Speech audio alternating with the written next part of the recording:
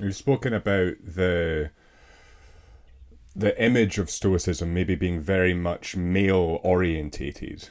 I think, for me anyway, the way I see it is like when perhaps toxically masculine men maybe co-opt the word and quote certain people, Marcus Aurelius, for instance, and then make a point that's perhaps misogynistic or that excludes women. So Andrew Tate's one that comes to mind. I think that's maybe where most people are maybe thinking Stoicism is, say, a more masculine or a more male dominated philosophy. What's Yeah, your I thoughts? mean, yeah, it's obviously was dominated by men back in Of course, ancient yeah. Greece and Rome because they're the people that were allowed to be the thinkers, the public thinkers. Although there are a couple of exceptions of women who practiced or had talked about Stoicism and did some writing. How it's developed now, like this iteration of Stoicism, it is very much in a sort of like a manosphere. I suspect um, that is just a marketing thing, like it's Stoic sounds tough. It's got those tough connotations that we were talking about.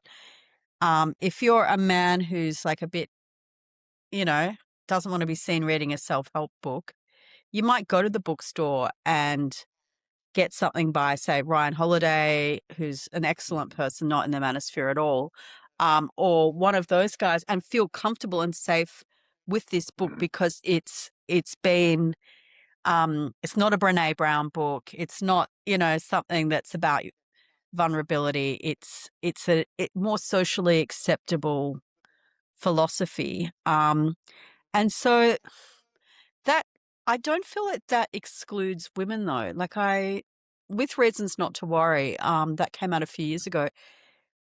Talking to booksellers, a lot of men bought it, but also a lot of women bought it. It was very kind of equal in terms of readership.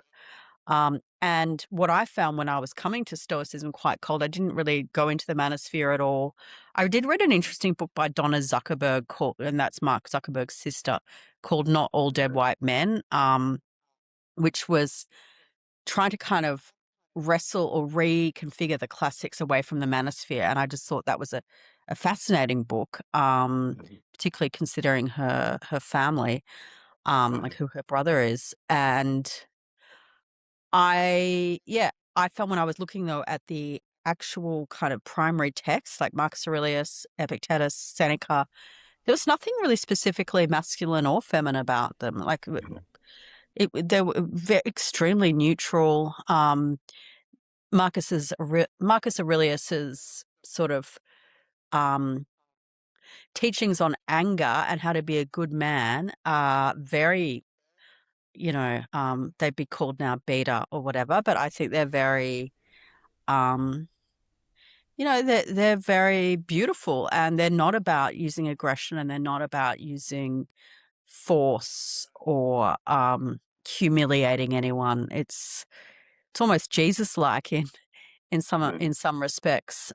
So yeah, I don't think the original like Stoics were infected by misogyny. Yeah, I think it is what you're saying. It's a marking problem. It's an image Yeah. problem. I think that's maybe Yeah. why women maybe don't go towards it, or maybe think that it's about generals and emperors and so what like armies Yeah. or things like that. Maybe they think that it is that denouncing emotions and ignoring your emotions and things like that, and they maybe don't think they can approach it. So I think it's a marking problem more than anything else.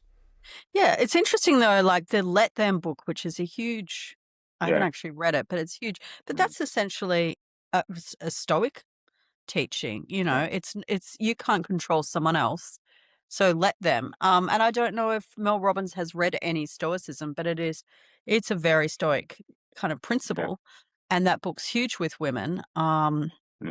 I think I think the original Stoics just dealt with the problem of being alive, Yeah. and that's not a male problem; it's an everyone problem. For sure.